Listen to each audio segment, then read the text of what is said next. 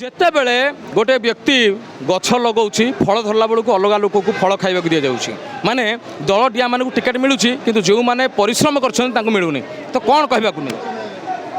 ଆଜ୍ଞା ବର୍ତ୍ତମାନ ଆଉ ପରିସ୍ଥିତି ଏପରି ସ୍ଥିତିରେ ଅଛି କୌଣସି ରାଜନୀତି ଲୋକଙ୍କର ସେବା କରିବା ଚକ୍କରେ ନାହାନ୍ତି ସମସ୍ତେ ସେ ଯେଉଁ ଗୋପବନ୍ଧୁ ଦାସ ଥିଲେ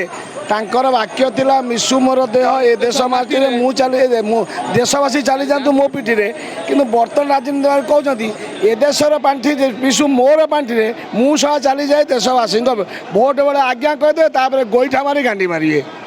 ଏମିତି କଥା ତ କାହିଁକି ଏଭଳି ସେମାନେ କରୁଛନ୍ତି ସେ ରାଜନୀତି କରୁଛନ୍ତି କେବଳ ନିଜର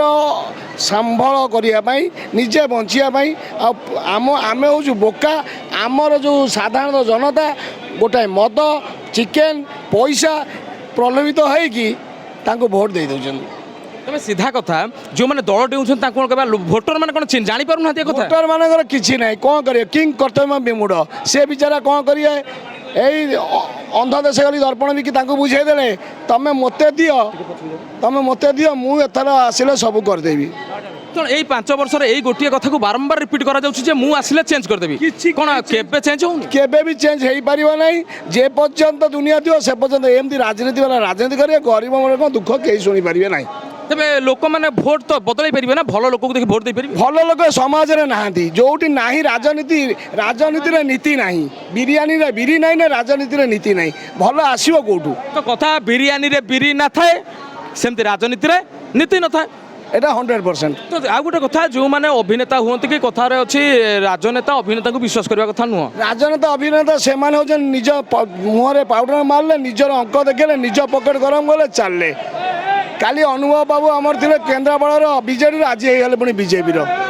ସୀତମ ବାବୁ ଥିଲେ ବିଜେଡ଼ିର ବର୍ତ୍ତମାନ ହେଇଗଲେ ବିଜେପିର କେଉଁ ନେତା କିଏ ଠିକ୍ ଅଛନ୍ତି ତ ଆପଣ ଭୋଟର ମାନଙ୍କୁ କ'ଣ କହିବେ କେମିତିକା ମାନେ କିଛି ନାହିଁ ଆମେ ଖଟିବୁ ଖାଇବୁ ଆମର କେହି କିଛି ନାହିଁ ସାର୍ ବିଜେଡ଼ି ଆସିଲେ କିଛି ନାହିଁ ନା ବିଜେପି ଆସିଲେ କିଛି ନାହିଁ ନା ସମସ୍ତେ ଏକ ଭାଇ ଗୋଟିଏ ନାଉର ମଞ୍ଜି ସାର୍ ଭାଇନା ଆମର ପୁରା ଟେନ୍ସ ହେଇଛନ୍ତି ଫ୍ରଷ୍ଟେଡ୍ ହେଇଛନ୍ତି କାହିଁକି ଭାଇ ରାଗୁଛନ୍ତି ଭାଇ ରାଗୁଛୁ କ'ଣ ଆମେ ତ ଖଟିରେ ଚଳୁଛୁ ଭୋଟ ବେଳେ ଆଜ୍ଞା କହି କୁଣ୍ଢେଇ ପକେଇବେ ଭୋଟ ସରିଗଲା ବେଳେ ତୁ କିଏ ମୁଁ ଜାଣିନି ଏମିତି ଆପଣ କ୍ଷେତ୍ରରେ ଏମିତି ହେଇଛି ନା କୋଉଠି ଦେଖିଛନ୍ତି ହେଇଛି ମାନେ ପୁରା ମୋରି କ୍ଷେତ୍ରରେ ହେଇଛି ଉଦାହରଣ ଗୋଟେ ଦିଅନ୍ତୁ ଉଦାହରଣ ଦେଇଛି ମୁଁ ଆଜ୍ଞା ଗୋଟିଏ ନିରାଶ୍ରୟ ଲୋକ ମୋର କିଛି ନାହିଁ ଘର ନେଲେ ଦ୍ୱାର ନେଲେ ଭାରି ନେଲେ ପିଣ୍ଡା ନାହିଁ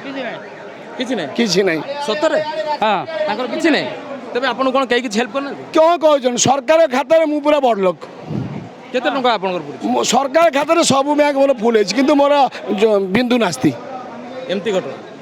କୋଉ ଅକୁଆ କଥା କହିଲେ ଭାଇ କ'ଣ କହିଲେ ସତ କଥା କହୁଛନ୍ତି ହଁ ଏଇଟା ଠିକ୍ ହେଲା ଠିକ୍ କଥା ନାଇଁ ଏଇଟା ଆଉ ଏବେ ବହୁତ ଦୁଃଖର କଥା ତେବେ ଆମେ ଆଗକୁ ଯିବା ଆଉ କିଛି ପ୍ରତିକ୍ରିୟା ନେବା ଅନ୍ୟ ବ୍ୟକ୍ତିମାନଙ୍କର ତଥାପି ଆପଣମାନେ ଏଇ ରାଜନୀତିର ପାଣିପାଗ